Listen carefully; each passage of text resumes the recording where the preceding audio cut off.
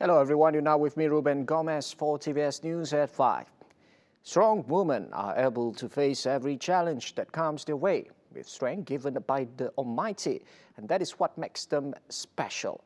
Raja Pemaisuri Agong Tunku Haja Aziza Haminah Maimunah Iskandaria said in conjunction with the International Women's Day celebration on Monday. The Queen reminded every woman to love and value herself to be a great and happy human being.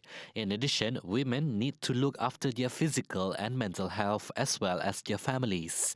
This is because a happy woman will be able to spread happiness to those around her. Women's strengths are especially evident during the COVID-19 pandemic that hit the country.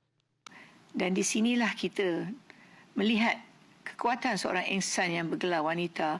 Walaupun berhadapan dengan pelbagai cabaran, wanita tetap mampu bangkit dan cekal serta berjaya keluar dari cabaran tersebut. The government is looking into extending the work from home WFH arrangement for both public and private sector staff and giving full pay to enable workers to care for an ailing family member, or in the case of men, to help their wives look after a newborn child. Prime Minister Tan Sri Muhyiddin Yassin said the move was to encourage shared responsibility and enable women to remain in employment as well as increase women's work productivity. Saya menyarankan agar Jabatan Perkhidmatan Awam dan Kementerian Sumber Manusia melihat kesesuaian pemerluasan kemudahan bekerja dari rumah ataupun BDR untuk sektor awam dan swasta dengan gaji penuh. In addition, the government was also looking into extending the work from home arrangement to workers whose spouses have just died. This is to ensure that matters related to the loss of loved ones gets enough to be settled. Muhyiddin also strongly urged all parties concerned to ensure the provision of a safe working environment, including taking measures to prevent sexual harassment in the workplace. Chief Minister Dato' Petinggi Abang Johari Tunopeng has been appointed as the first Chancellor of the ICATS University College. He was appointed the first Chancellor of ICATS, which was elevated to a university college on December 3rd last year.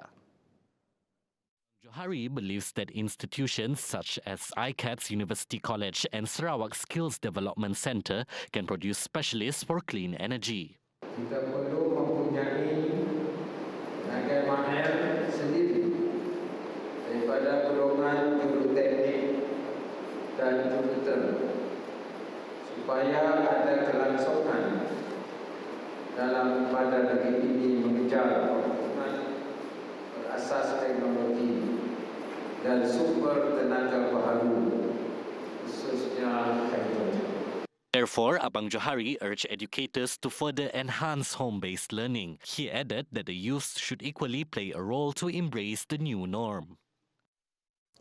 The country's gross domestic growth has slowly shown signs of recovery.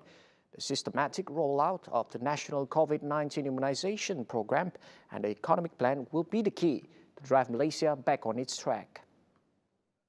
Finance Ministry said the sectors that were allowed to operate based on strict SOPs covers 93% of the economy during MCO 2.0.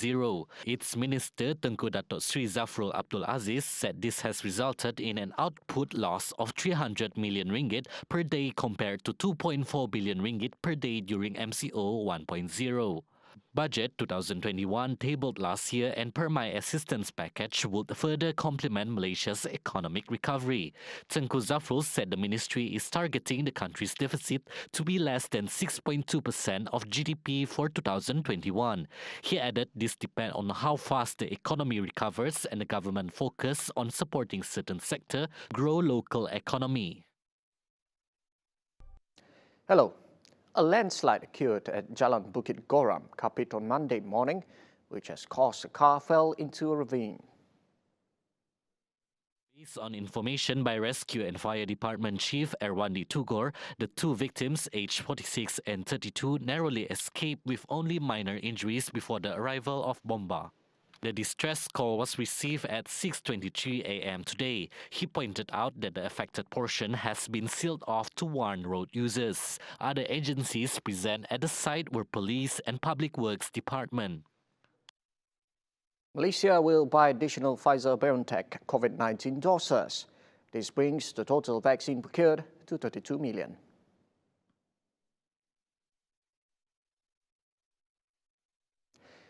The ongoing COVID-19 immunization program has given confidence and hope towards the reopening of borders across the globe in effort at reviving the tourism industry. Several countries in the world whose citizens had been vaccinated, expressing readiness to receive tourists from other countries whose citizens had also been vaccinated. Malaysia could also implement the similar steps by reopening the country's borders to others once the country's vaccination exercise completed.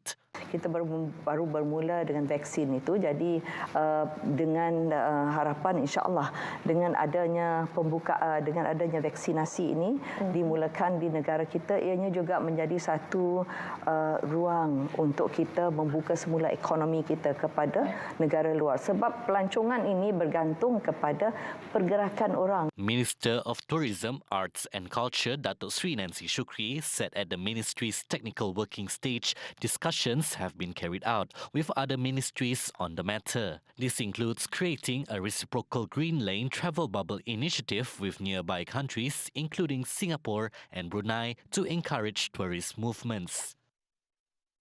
Well, that's conclude the news at 5. Sorry for the inconvenience, but remember tonight, 11:30 p.m. for the Nightline with Handy Gui. Ruben Gomez, anytime, anywhere.